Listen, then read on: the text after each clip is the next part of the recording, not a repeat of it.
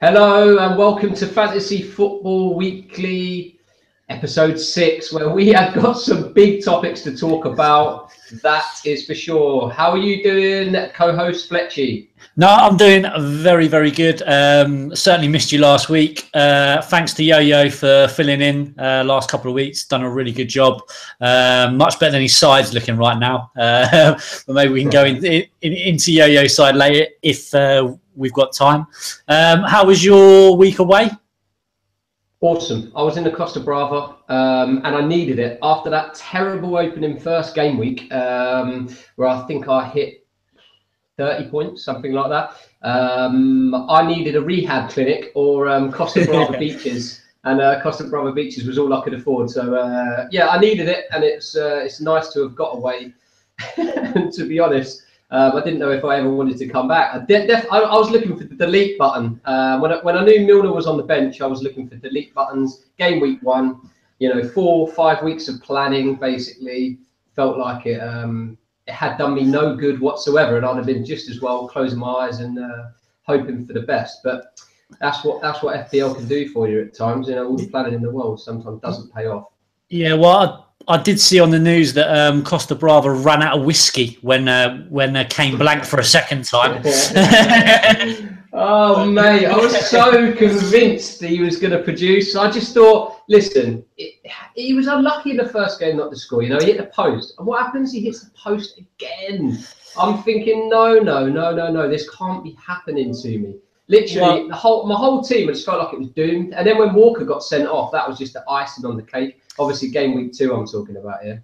Yeah, well, with regards to City, Jesus was my captain, but I think we're going to talk about them later. What's first on the agenda tonight then? What's the big points? I've got City cover written down because I think after, like you just said, you've got Jesus. He got hauled off at half-time due to a tactical change.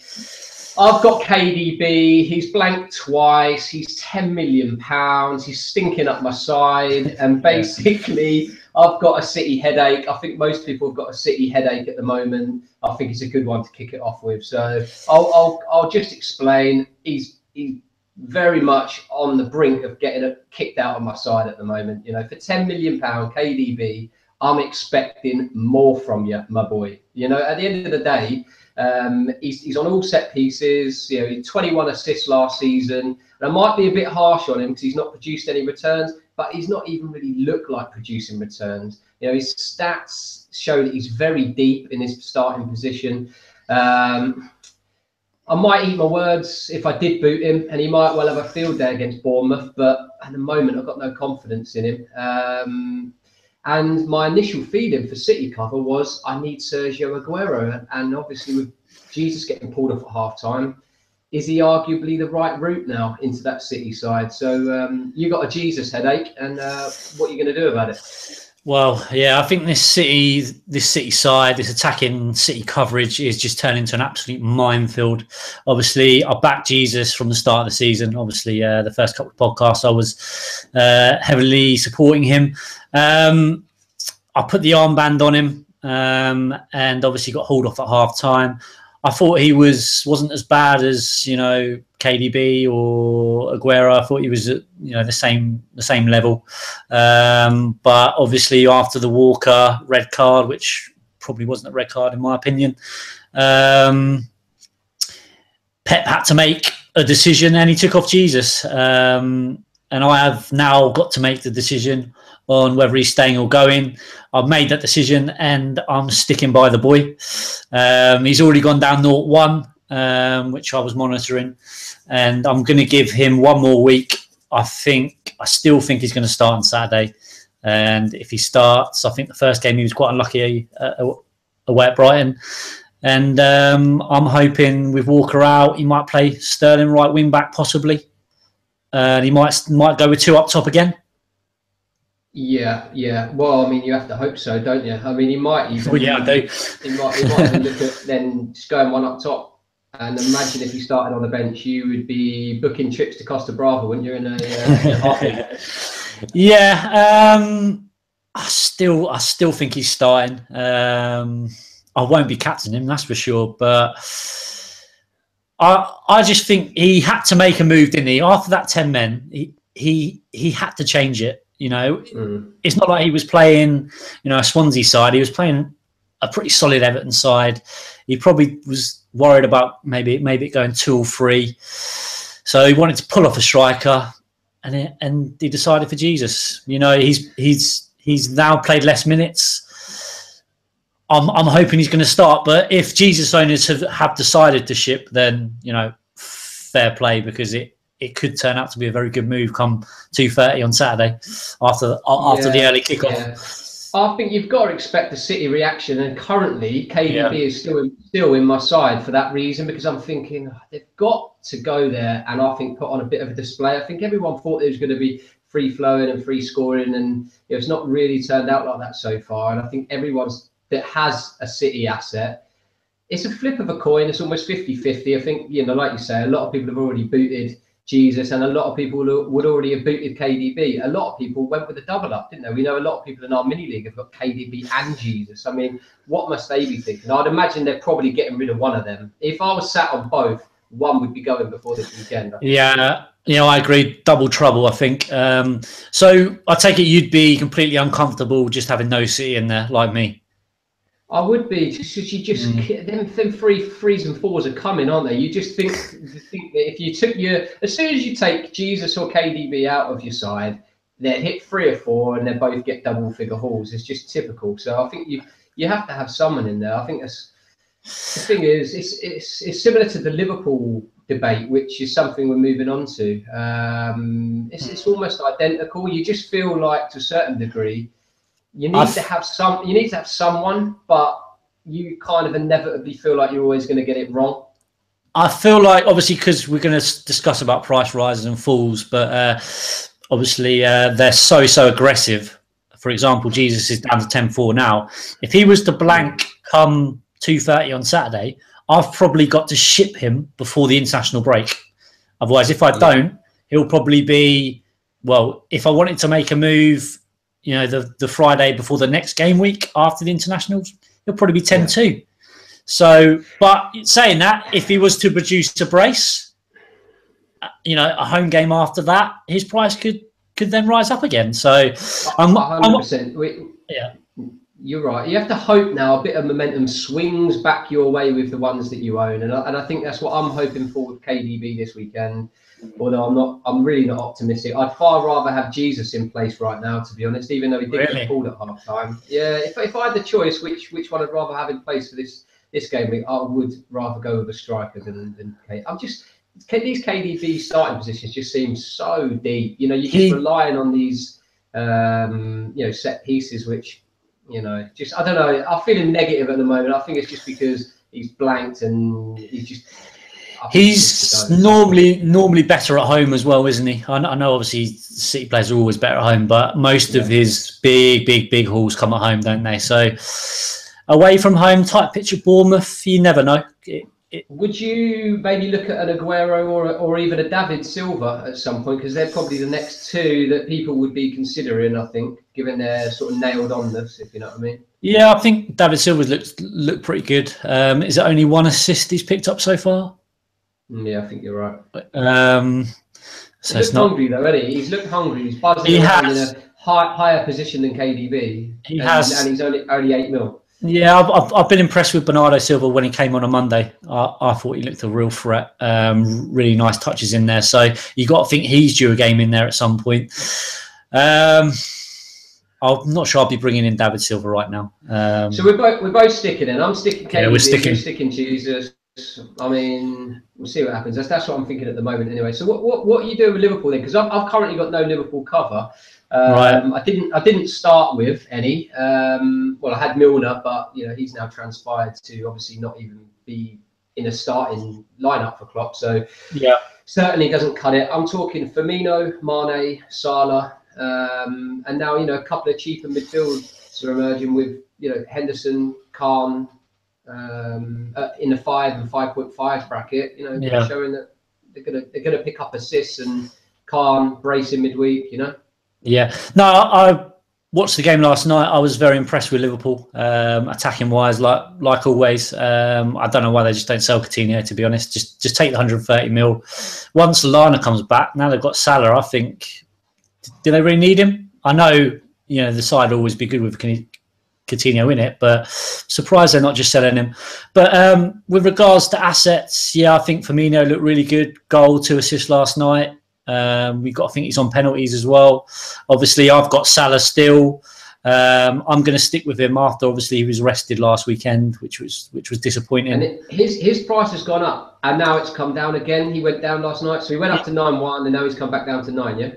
I think he's going down tonight. He didn't actually go down in the end, but I believe he's going down tonight. So he'll be back down to 9, which is fair enough. He's just been rested. Some people will ship him because of that. Me personally, right now, if I was playing a wild card, I'd probably have Firmino over him. But really? I'm not willing to sort of make a transfer to, bring in Firmino and then take out Salah, because I don't really want both of them right now.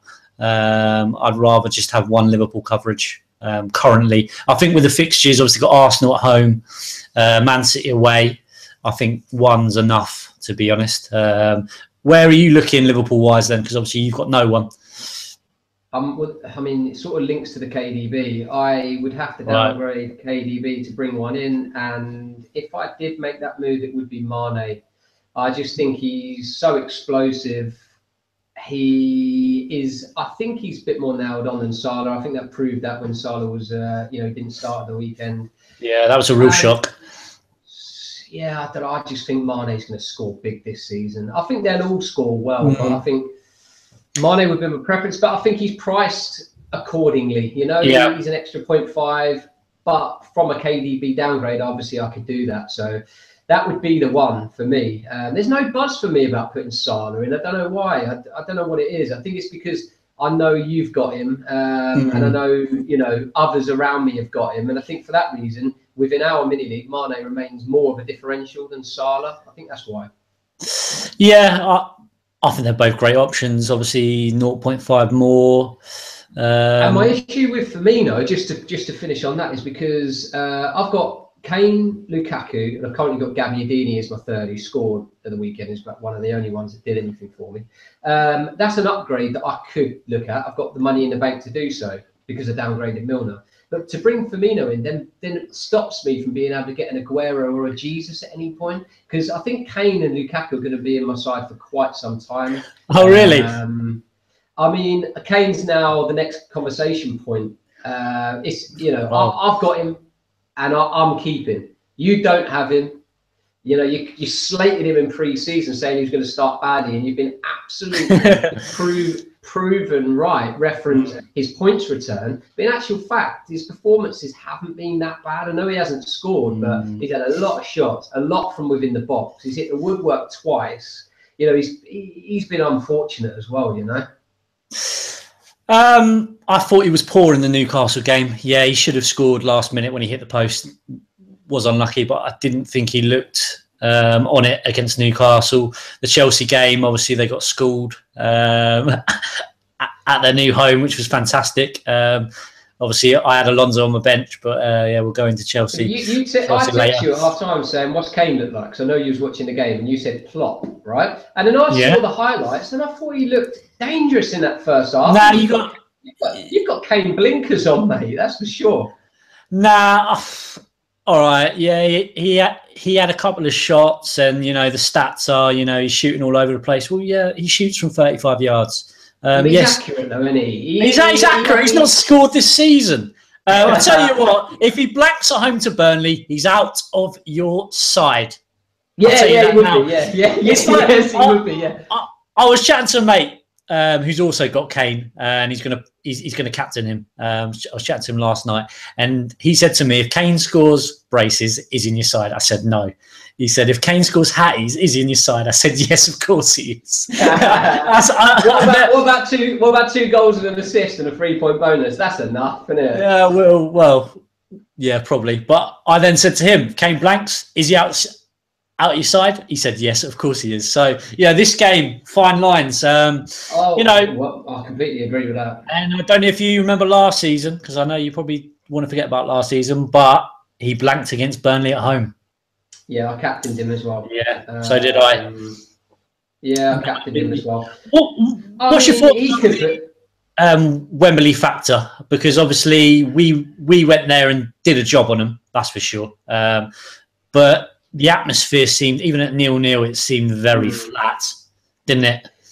Yeah, you did say that. And that would certainly be a factor. And I think the thing is, they need to get a good result now, don't they? If they get a poor result against Burnley, the media generates this whole Wembley factor even more, and then it really starts setting in. So I think this weekend is crucial, not just for Kane but Spurs as well. If they go and bang Burnley for 2 or 3-0.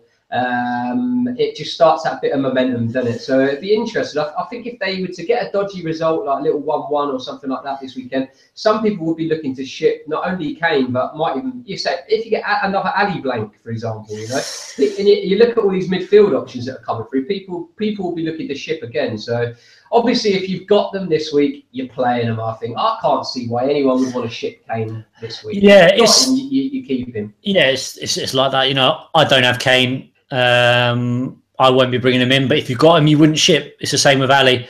I wasn't impressed with Ali. I didn't even see him in the game, but Eriksen's looked class, hasn't he, so far this season? I mean, fair enough. He only drew the last game, but he looks the most likely on the edge of the box in there. He's behind everything good that they do. Yeah, they're really, really steady returns from him, aren't they? The 5s, the 7s, the 9s. I do think, obviously, Ali is capable of like braces and maybe brace assist at times. So I think Ali's points will come in little waves. Eriksen will be more, every single game you'll probably get an assist or something from him. But go on. But obviously they're both great assets throughout the season. They'll go in peaks and troughs, won't they? So if you're an Ali owner, I probably wouldn't change to Eriksen right now. If you're an Eriksen owner, you're probably happy that you went with him at the start of the season. I think that moves us into a really, really good conversation point, which is quite similar, because the other move that I'm looking at with this KDB downgrade are these United mids. I also don't have a United mid. I have Valencia. Okay. I have Lukaku. I mean, I think everyone has Lukaku. 50% of the game have got him, but basically anyone that's taking the game half seriously really probably has Lukaku in their side. So the question mark is, do you go with a midfielder in combination with Lukaku? Mkhitaryan is kind of like the Eriksen equivalent, isn't he? Where he's going to be more of your assist man. He's less explosive in front of goal. Pogba, he's proven that early doors, he's bringing home the bacon regarding points, particularly late on, isn't it? In both games, he's just cleaning up. Well, obviously, I had the Pogba rant a couple of weeks ago, so I didn't get everything right in pre-season. He started very well. He looks like he's getting forward more, obviously, because Matic is in there. For me personally, I won't be getting on the Pogba or Mkhitaryan wave.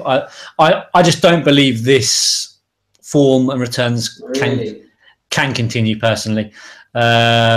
All right, they're rising in price fast. So if people do want to get on board, then I suggest doing it now. But for me personally, even I watched the Swansea game, even at 1-0, it still looked a little bit like the old United. If Swansea had a little bit more quality, I still think they might struggle a little bit. I know everyone's, they won 2 games 4-0, and maybe I'm just anti-United, but no, I won't be jumping on Pogba and Mkhitaryan waves. Those people that bring him in now, obviously they might cash in later, but I think they're going to get stung on him, and it's going to be, and the people that own him now will obviously he's done really well for them, but it's going to take something massive to now take him out. So if he does start to blank, that's where I believe I can then gain on them. Well, because they're going to have real loyalty to them, to to him. Sorry. Yeah. Well, the points, particularly Pogba, the points Pogba's got in the last 2 games won't be sustained. You know that he's not going to sustain that. He's going to have a period where he blanks. He gets another blank, maybe back to back treble blanks. And you're right. That's when you then question: do I move to another one? The beauty is they're so nicely priced. It's not like having KDB at 10 mil blanking. Like when you got him blanking at 10 mil, you think, I need to do something better with that money. But I think 8 mil, you almost half accept that, okay, I'm going to get some blanks in there as well. I think that's why they're so appealing. And their fixtures still remain very, very, like nice until game week 9, 10. I think they've got just such a nice run of games, So you're looking at one of them, are you? Yes, I am, but I'd go Mkhitaryan out of the 2. I would, because I believe Pogba's been fortunate in both those games. I agree. I think Mkhitaryan's starting positions, he's higher up the pitch. Okay, Pogba's more nailed on regarding minutes, but Mkhitaryan's in such good form that I don't think Mourinho would rotate Mkhitaryan at this stage. He's probably not a season keeper for me, but if I was going to bring one in now, it would be Mkhitaryan. And obviously, the breaking news today, obviously Zlatan has signed. Yeah. I'm pleased about that. I'm pleased because I tell you what, this Lukaku percentage, which is just rising, at least there might be some form of glimmer of hope that there's a scenario of a rotation when cup competitions start, potentially bringing Lukaku off when they're looking to close games out because, Ibra slows the game down. He holds the ball up well. He's better with the feet than Lukaku, that's for sure. And Mourinho may well look to, he's not going to run Lukaku into the ground, is he now, when he's got an Ibrahimovic who could come in there. So fingers crossed it might start creating some question marks, but that won't happen for a while. We know that Ibra's going to have to get his match fitness up probably, and it's not a lot's going to change for the next few game weeks, so there's no alarm bells. But I think in 3 or 4 game weeks, if Lukaku's pulled off at 70 minutes, having not scored or something, could start throwing some doubt over that high ownership, which is what I want, to be honest. Yeah, it's certainly not good news for Lukaku owners. I know you own him, but you obviously want to make the game better by people shipping Lukaku, which exactly. I want to have to think about a differential, and other people have differentials. I hate the fact that you've just got to have him, and at the moment you do. Whereas I think later on maybe you might not have to. I don't see them playing up top together. Do you? No, I don't. The odd home game maybe, but I don't see him playing Zlatan and Lukaku up top together. Personally, I don't think so. Maybe it might be one of them if they're 2-1 down with 10 minutes to go. Yeah, fair enough. You chuck them both on, but starting games up top together, no, I can't see it. Yeah, obviously United fans are delighted by the signing, but let's not forget, he was there last season and they finished 6th place. So could it, even affect them for the negative? I'll tell you what, though, we talked about this, not on the podcast, but we talked about this a while ago. The reaction that United squad got last season, particularly in UEFA Cup, and that is the presence that he brings in the dressing room will be enough for them. I think that it will give them the boost this season. It gives them the squad depth. That squad depth is huge, particularly with the cup. Well, obviously, the cup competitions as well. So. Yeah, I mean, it's a good signing, that's for sure, I think. And it'd be interesting. I can't see Ibrahimovic going to be in too many sides, to be honest. Last season he was in a lot of sides, but he's never going to start enough games, I don't think, to warrant it. It'll be interesting to see what price they put him at. If maybe they put him a little bit lower because they know he's maybe not going to be the main man there. But even on Lukaku's performance in the Swansea game, apart from the goal, he was pretty dreadful. His general play was awful. So, yeah, it definitely puts a question mark over Lukaku in the future, doesn't it? So it'll be very, very interesting. Obviously, he's shooting up in price at the moment, which is nice. For me, bring on Lukaku blanks. I know it sounds like a really strange thing to say, but it's such a high percentage that have got him. And to be honest, I'd rather see him just blank, and then people have to start shipping, and then maybe make the game a little bit more interesting up the top there. So I don't know. I'm feeling negative on Lukaku, probably because I didn't captain him 1 or 2, and he returned. But I'd love a reason to ship him out of my side, to be honest. Yeah, well, you got Kane to ship out first, so yeah. There's braces coming this week. That's what you said against Newcastle. I love it. Yeah, but I tell you, they're coming this weekend. All that praying I did in Costa Brava. They're coming, mate. Don't worry about that. It'll be very interesting. We've spoken about it a little bit in terms of the price rises and falls. So obviously, there's a couple of websites out there that monitor the algorithms for when a player is at 100%, basically. So when we touched on it earlier on, saying, you said Salah's going to drop tonight. That's because you're using a website. One of them's FPL Stats. If you've not looked on there before, it's worth monitoring, isn't it? And it's not 100% because it's not 100%. 100% accurate. I mean, basically, the player needs to be 100% or more. Overnight, they're likely to rise, or vice versa. If they're negative 100%, they're likely to drop. But I've been noticing you've got to be more like 103, 104%, haven't they? Well, I went to bed on Tuesday, and Jesus was like minus 96, so I didn't think he was going to go down, and he did go down. So that sort of made my decision for me to keep him, to be honest. But yeah, some of the price rises and falls are very, very aggressive. You need to be, these wait until Friday to do transfers. It's just not an option anymore, is it? You've got as soon as the Sunday games are over, you've got to know what moves or transfers you're looking to make. That's the way it's going. You're going to miss price moves. I mean, people won't be looking so obsessively at the prices, but for me, it's just so difficult to not. Like when you know that team value plays such a big part, especially later on in the season. If you're missing too many of them price rises, or you're being affected by too many of them drops, it's like that's why I was considering wildcard last week. I didn't play it. But I would consider it next week if I didn't particularly perform well this weekend, because over the international break, if you've got too many of your players that are just decreasing in value, you could be really, really chasing your tail early in the season. And I think an early wild card now, if your team's not performing, is absolutely justified, because you could bring in 4 or 5 fresh faces that are moving in the right direction value wise, and you could gain $500,000 in your squad value, which is massive, isn't it? Yeah, I think this is a huge game week. Obviously, the international break is after this game week, so there's going to be some huge rises and falls, isn't there? Are you anywhere near a wild card? If Jesus 29 points last week, Jesus headaches. It's not looking rosy in his Fletchy's winners camp, is it? Well, I'm looking at one move, which would give me 2 free for after the international break. So I wouldn't think I'd be using a wild card with 2 free moves. And you then have to make them 2 moves early in the international break. Is that what you're thinking? Like to then maximise some value game?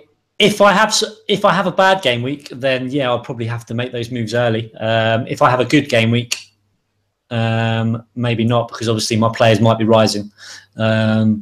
So certainly a lot to assess come Sunday night. Like I say, if Jesus blanks, I'll probably up there and then. But I've certainly got some decisions to make. Obviously, the Huddersfield striker blanked. Obviously, I'll be keeping him for another few games. Richie's not performing for me. Was a little bit unlucky on Sunday. Had a good chance, good save. But he's got some good fixtures coming up. I've got the Brighton punt in there, which is doing nothing for me.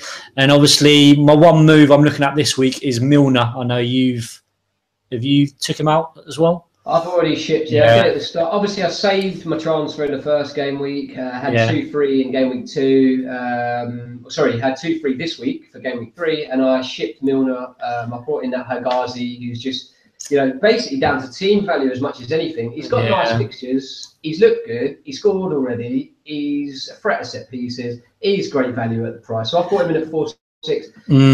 He's already rose once for me, and he's about to go up again. So I'm going to make 0.2 out of him, or he's going to be up 0.2 from when I bought him from the start of this game week. So it's looking an all right move at the moment. You just have to hope he now produces the returns and he doesn't now blank for the next few. But they got a nice fixture this week at home against Stoke.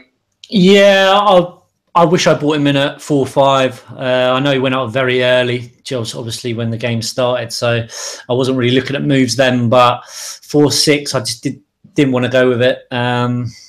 Slightly regret it now. Just for the FPL casual, with regards to the price moves, obviously, if he goes up 0.2 and you sell him, you only make 0.1, and if he goes up 0.4 and you sell, you only make 0.2. Yeah, so when you sell, you get half the value that you gained out of them. Sometimes that can bite you in the arse if you want to bring them back at a later date, because you obviously lose that value. But just in case someone wasn't aware of that. So yes, Milner, I'm looking to ship out, and I'm looking at for who? Well, I'm looking at Trippier. Obviously, came back. There's a lot of talk in Trippier pre-season, wasn't there? One of our podcasts was basically dedicated to the boy, and then he got injured. But he's back now. He's on a little yellow, isn't he? Like maybe a knock. But it play, I think. I'm waiting to hear the Poch press conference. He's now down to 5-4, which is nice, because you've got to think if he performs, then he'll be, rising quickly. I would think. Wasn't that impressed with him on Sunday, to be honest. But I'm looking game to come into, though, won't it? True. Maybe we should talk about our boy Alonso, because obviously I benched him. I had a very strong squad on paper defensively. I did say a couple of weeks ago you should play Alonso everywhere, and I didn't take my own advice. But we just beat Spurs at Wembley, so I can't be too disappointed. But he's looking to rise now. I think he'll be 7-1 by the weekend, and I'll certainly be playing him every week now. And I think if people have got some spare cash around, if they've shipped KDB or whatever, I think Alonso in could be a decent move. Yeah, I can see why he's going up in value. A lot of people will be knee-jerking him in, thinking, he's such a goal threat. But he is, and he's probably going to get 5 or 6 goals over the course of the season. So high. You've already missed 2 of them, but he is, and he's basically playing as a winger. We said it before, that's why we both had him in from the start. He's basically been the one shining light in that back line. Obviously, I had a load of heavy hitters in the back line, Milner being one. He didn't even start the first game. Then I had Walker, and then Walker got sent off. I had Kolasinac, and he got pulled off at half-time or just after half-time to change things tactically for Arsenal. And I just thought, Jesus Christ. And at least Alonso produced something for me in that back line, sort of justifying his price tag. The rest of them just haven't. So I'm gradually going to have to ship them. Or if I flop this weekend, I could easily be wildcarding in an international break. Yeah, obviously it's not been a good start for both of us. I was chatting to a few people on Twitter.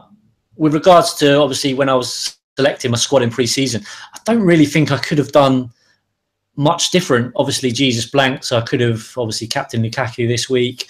Would have got me another 5 points. But with regards to my initial squad, I don't really think I could have. I was never going to pick a Pogba and Hegazi, Mkhitaryan.